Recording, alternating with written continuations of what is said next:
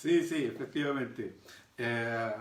Bienvenidos a los que se conectan a partir de este instante. Bienvenidos, bienvenidas todos, todas, para estar juntos un domingo más. El 30 de diciembre recién pasado, hace un par de semanas simplemente, hubo un revuelo en nuestros vecinos argentinos. Argentina se transformó a partir de ese instante en el cuarto país de este lado del mundo en permitir el derecho al aborto libre. Se sumó con ello a 4 países que están bajo esa misma legislación de este lado: Cuba, Uruguay y Guyana. Antes, nosotros habíamos vivido esta situación en el año 2017. En Argentina estaban como estamos nosotros hoy aquí. Es decir, se podía ejercer el derecho de las mujeres que hubiesen sido violentadas, violadas, o la vida fetal estaba comprometida, corría peligro la mujer. Entonces se permitía la interrupción del embarazo sin justificación. Eso hasta la semana 14. Semana 14 de gestación. Es decir, 3 meses y medio. Y como les decía, nosotros aquí en Chile, el año 2017, fue promulgada la ley, es la ley 21.030, y que esta regula la despenalización de la interrupción voluntaria del embarazo.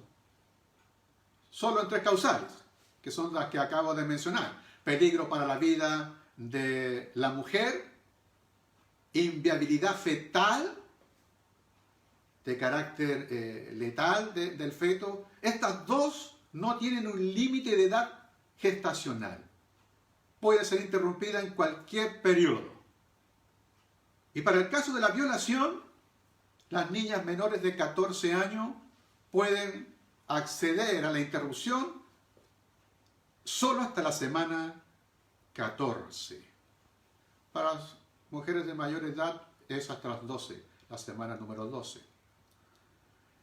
Yo no soy experto en lo que es el tema de gestación, así que comencé a analizar y averiguar cómo es un feto a la semana 14. ¿Qué cosas se dan a la semana 14?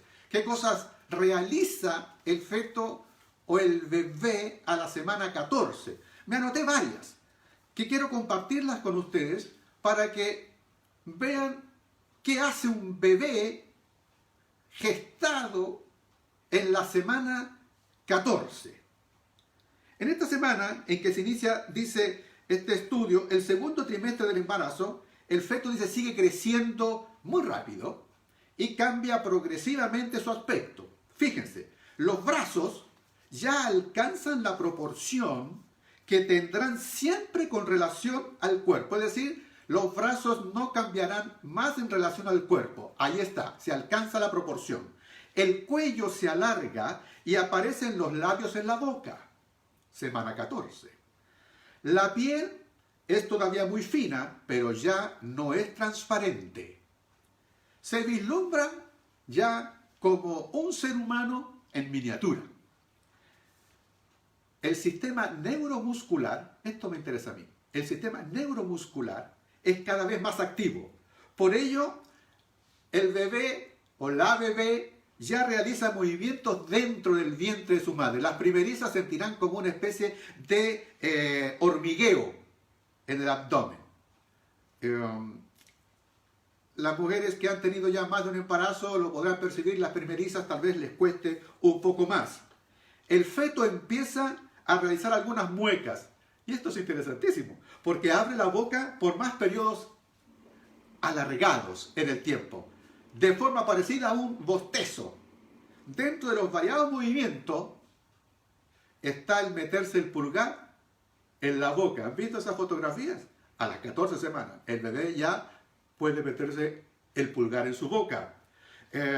todos los órganos siguen preparándose para funcionar. El feto incluso deglute, porque no es que coma, deglute cada vez más líquidos y los intestinos ya se mueven con frecuencia, tanto así que es ya capaz de generar y producir su propia orina a las 14 semanas.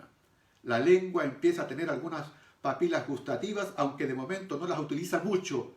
Estas irán aumentando en número hasta ocupar toda la lengua al final del embarazo. Y sigue. Pero creo que con eso podemos ya darnos una idea de cómo y qué cosas hace un bebé a las 14 semanas.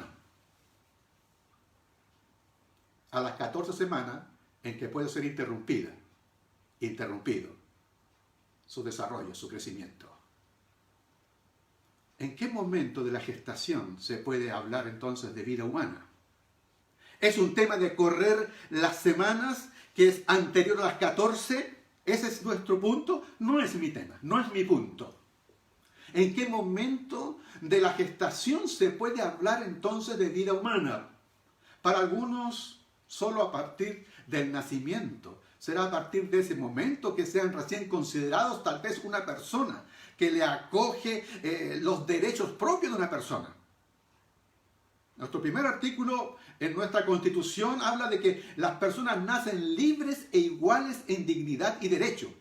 Entonces, a partir simplemente de que nacen tienen derecho, no, nuestra legislación y nuestra Constitución también defiende la vida del que aún no ha nacido, y todo Estado tiene el derecho a resguardar la vida de aquellos que están por nacer.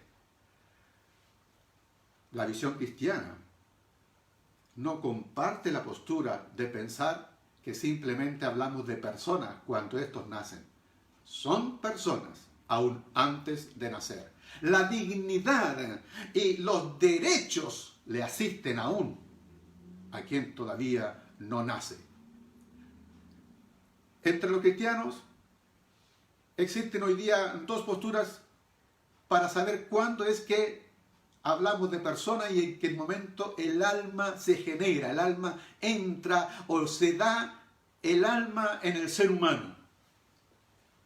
¿Cómo y cuándo se ha discutido? Ahí están, dos posturas.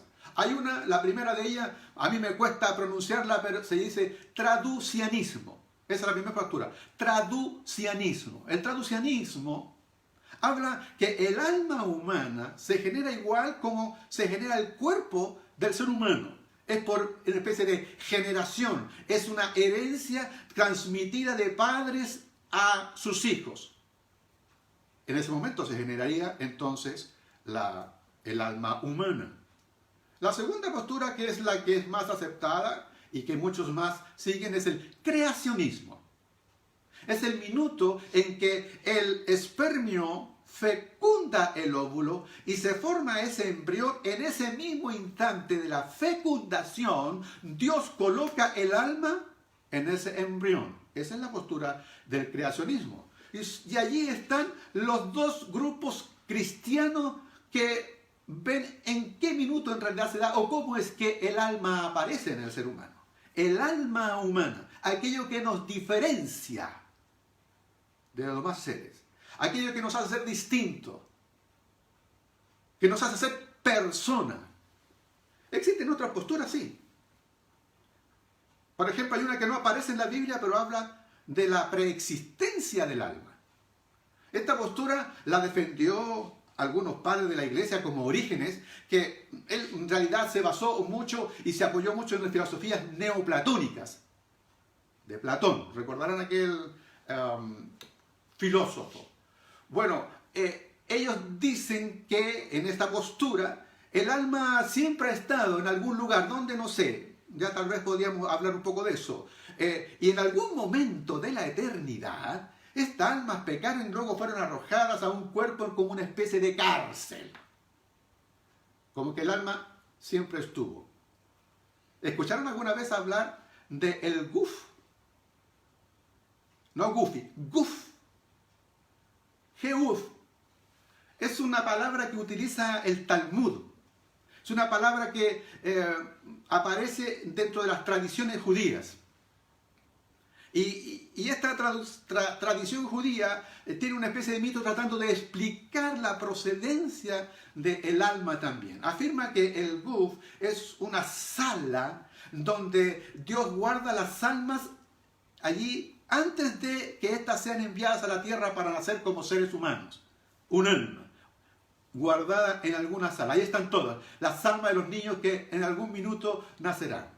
Miren, la Biblia no dice nada acerca de un depósito de almas, así que por lo cual no tenemos razones claras para nosotros creer o sostener o defender esa postura.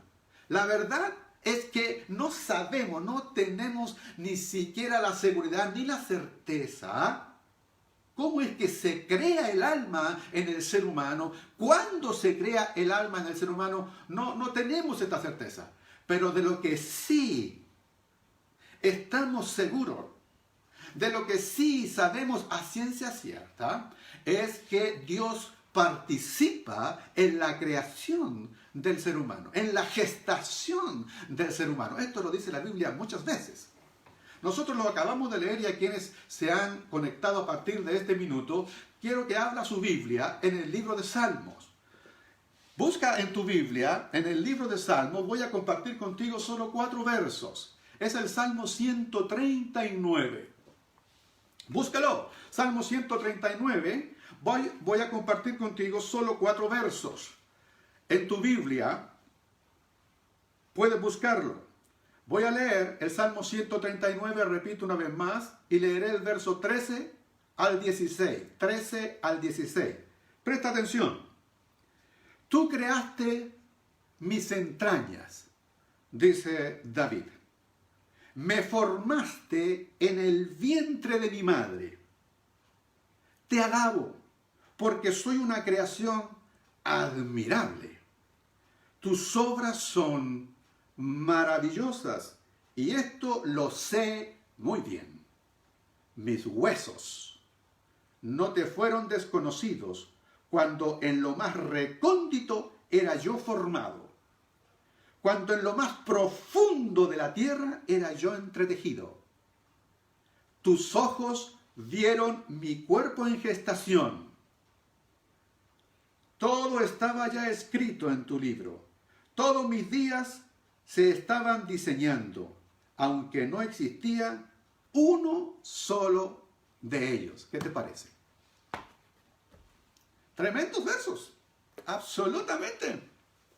Este capítulo del libro de Salmo, el Salmo 139, nos habla sin duda de atributos que son referidos a Dios. Nos habla de la omnisciencia de Dios, nos habla de la omnipresencia de Dios, nos habla del poder creador, creativo de Dios, de su santidad. Pero todos esos términos que son un tanto abstractos para la mayoría, que son más bien términos que en algún curso teológico son estudiados, para nosotros, cuando hablamos de omnisciencia, estamos hablando, y así David lo entiende, es que Dios sabe todo de ti. Dios sabe todo de mí. No hay nada en mi vida que Dios no tenga claridad y no sepa al respecto. Cuando hablamos de omnipresencia, estamos hablando que Dios está contigo, que está conmigo donde quiera que tú vayas, donde quiera que tú estés. No hay lugar donde tú puedas ir donde Dios no pueda estar contigo. Dios está contigo siempre. Dios sabe todo de ti y Dios está contigo en todo sitio, en todo lugar. Puedes estar seguro de eso y puedes darle gracias a Dios por eso y puedes decirle amén a Dios. Además, cuando decimos que Dios tiene un poder creativo, estamos recordando y reconociendo que Dios es creador de todo lo que nosotros podemos ver, pero primordialmente es creador de tu vida. Y así como es creador de todas las cosas en nuestro universo, y por eso pues ha puesto en cada cosa creada su sello de propiedad, tú eres creación de Dios y eres propiedad de Dios. Dios puede reclamar autoridad sobre ti. Él es el Dios creador. Detrás de todas las causas naturales de la gestación de nosotros los seres humanos está Dios actuando personalmente. Detrás de toda condición natural, detrás de toda la concepción de la procreación, la fe percibe a nuestro Dios creador como fuente de toda vida.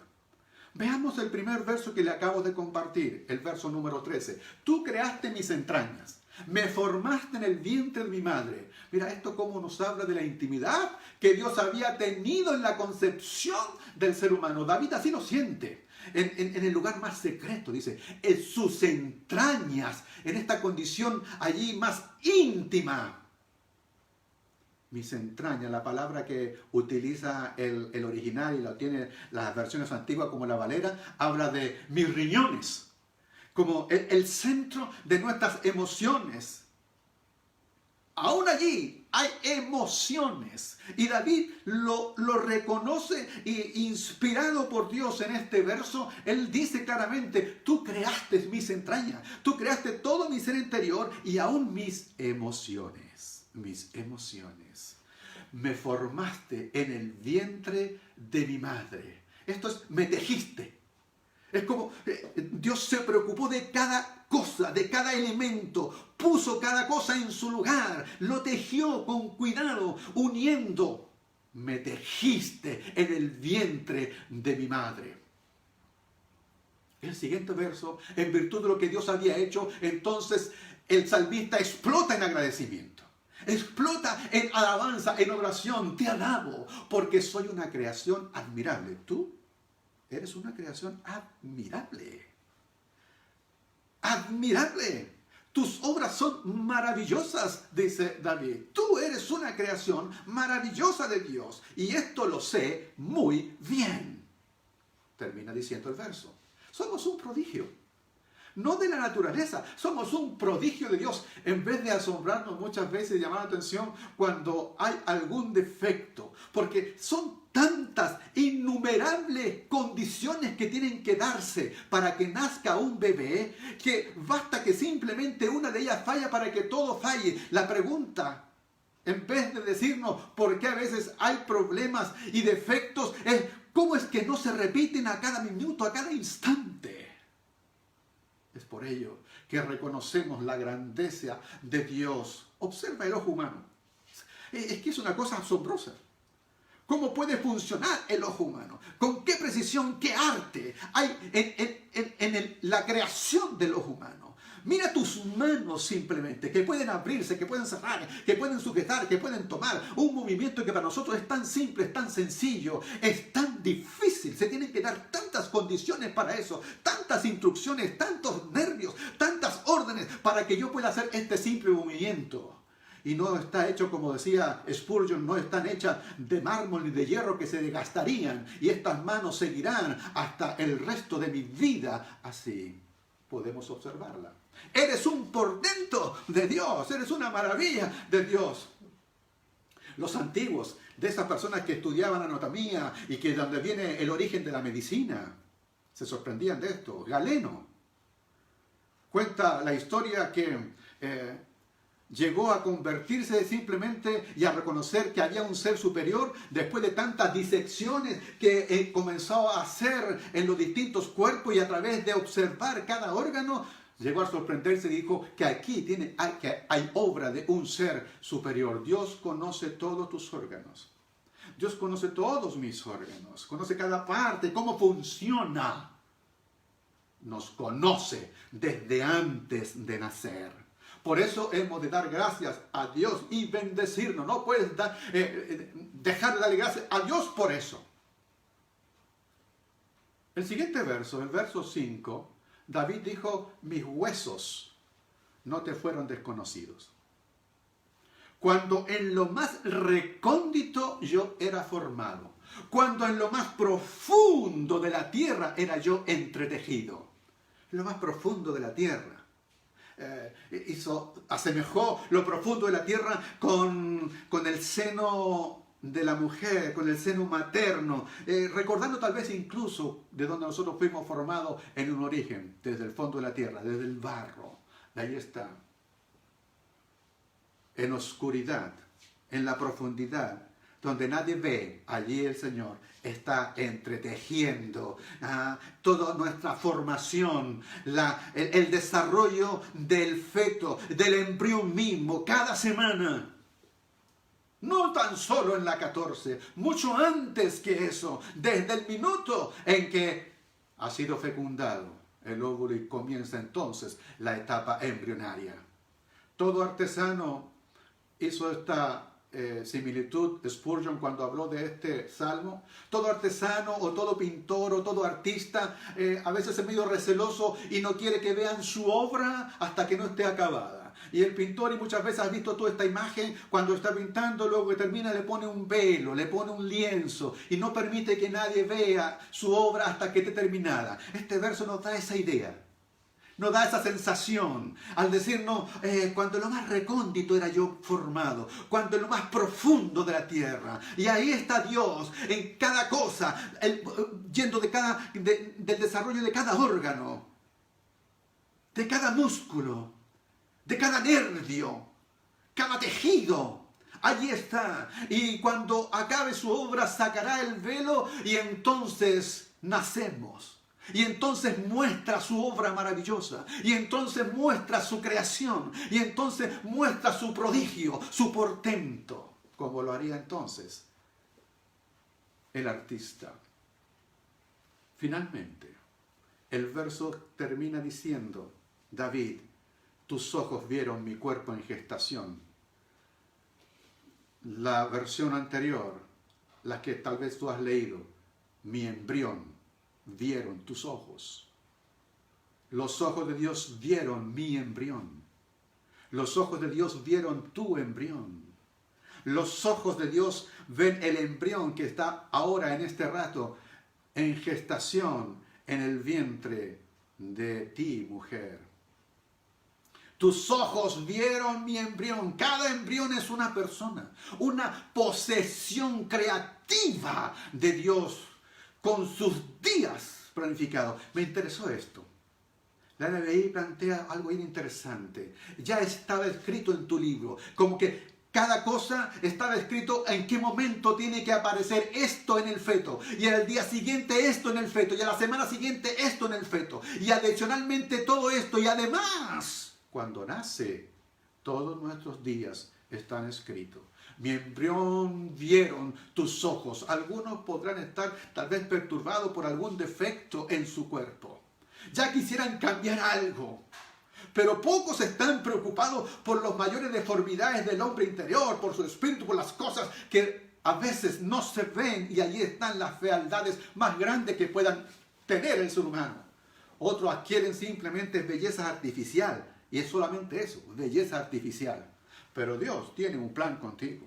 Dios tiene escrito las cosas contigo. Es sorprendente. Por ejemplo, hay casos en la Biblia en que expresamente han reconocido que Dios les ha escogido incluso aún antes de nacer y antes de ser gestado. ¿Escuchó eso?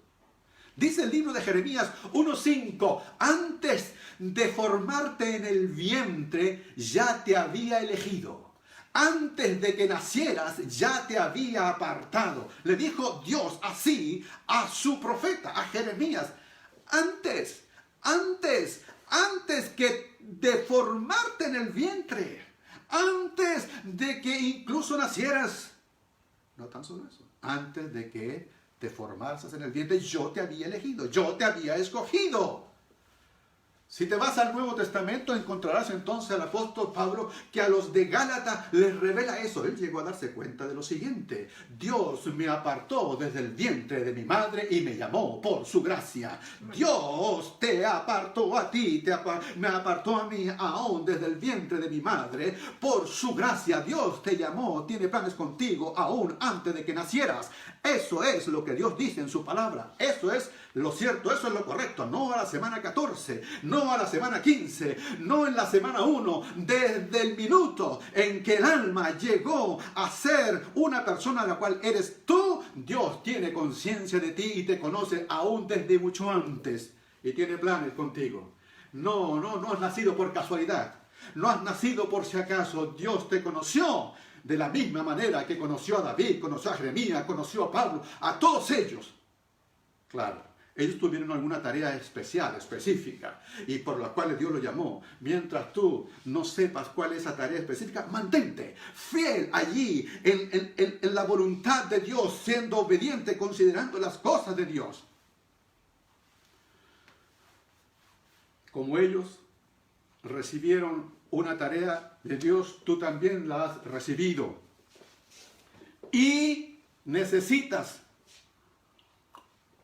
llevar esta tarea adelante con excelencia, porque Él hizo su tarea con excelencia cuando te formó. Y puedes hacerlo. Voy a terminar recordando lo siguiente. Cada nacimiento sigue siendo una voz de Dios, un mensaje de Dios de esperanza para la humanidad. Es así.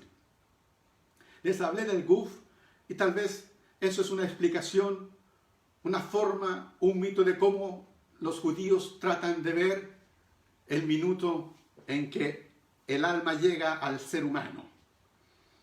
En esa sala, imaginémosla. Ya dije, la Biblia no menciona nada al respecto, pero tal vez nos pueda servir porque hay un mensaje interesante detrás. A mí, a lo menos, así me parece. En esa sala están las almas de los bebés por nacer. Y cuando le toca el minuto de la gestación, entonces viene. Y hay muchos cuentos alrededor de eso, en que alguna vez, en esa sala en que hoy día lloran, yo fui abuelo esta semana, 5 días llevo de abuelo, ¿qué les parece? Mi hijo mayor me ha hecho abuelo. Nació Alfonso, mi nieto, mi primer nieto. Y cuando vi las fotografías y el video, uno se emociona, sin duda. Y el primer video que me manda mi hijo es cuando está recién allí en la sala de la neonatología y está allí y uno lo ve y se asombra, pero escuché llantos de otros bebés, porque hay muchos otros bebés, no los vi a ellos, pero escucho el llanto de ellos y luego el llanto también de mi nieto. ¿Te puedes imaginar esta sala? La sala donde están el alma de todos estos bebés y en algún minuto no haya ningún llanto.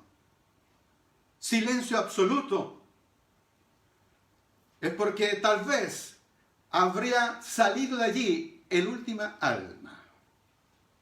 Por ello que cada vez que nace un bebé, cada vez que el alma viene a la persona, es un mensaje de esperanza de Dios hacia la humanidad. Porque en este concepto del GUF es que cuando ya no haya más alma en esta sala, entonces se acabó el tiempo para la humanidad. Cuando ya no haya más ruido en esta sala, ya no hay más almas de bebés por nacer, entonces el tiempo de la humanidad llegó a su límite, llegó a su tiempo. No nacería ningún ser humano más. Esa es la explicación, ese es el cuento. Esa es la tradición contada a través del GUF. Cada vez que nace una criatura es un mensaje y una oportunidad de Dios para la humanidad. Nos alegramos, nos contentamos, nos regocijamos porque Dios sigue dando una oportunidad cada vez que nazca un bebé. Es un mensaje de amor y de esperanza para la humanidad. Hoy es paradójico. Cuando estamos valorando la vida humana, que hayan proyectos de países que atenten precisamente al contrario, contra la vida humana. Me preocupa eso, porque nosotros tal vez mayoritariamente creemos en el valor de la vida, pero hay quienes, unos pocos, logran que las leyes vayan en contra de aquello. Hoy no es posible tener abortos simplemente independientemente de la razón. Hay 3 razones que están permitidas aquí. Así estaba Argentina. Hoy en día no importa la razón y tampoco importa el tiempo de gestación. Es simplemente decisión de la mujer. ¿Quién protege a aquel que está por nacer? ¿Quién vela por los derechos de aquel que no puede hablar? ¿Quién vela por los derechos del más indefenso? Es cierto. Hay políticas que corregir, hay temas que en realidad hay que enseñar, Hay muertes de niñas, de jovencitas que sufren precisamente por este tema. Pero un mal no se resuelve con otro mal.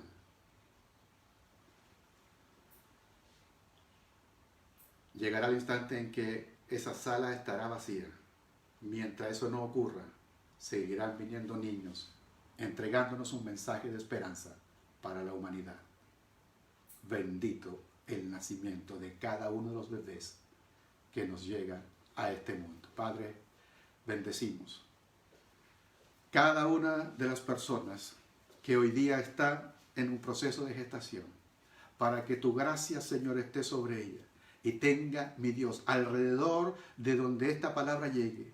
Si hay alguna de ellas que está teniendo la duda, que no sabe si seguir o no seguir, Señor, con su embarazo, ahora que esta palabra detenga cualquier decisión en contra de la vida de ese ser por nacer, que sepa que hay mejores posibilidades, que hay mejores opciones que la de acortar la vida de ese ser, porque esa vida significará para el mundo tal vez un cambio muy importante, un cambio muy trascendental, porque podrías estar acortando la bendición para este planeta a través de esa criatura que puede traer bendición no tan solo para ti, sino para la humanidad completa. ¿Por qué no? ¿Por qué no? Porque puede ser a través de él o de ella una solución para el mal de esta nuestra humanidad. Bendiciones en nombre de Jesús. Amén.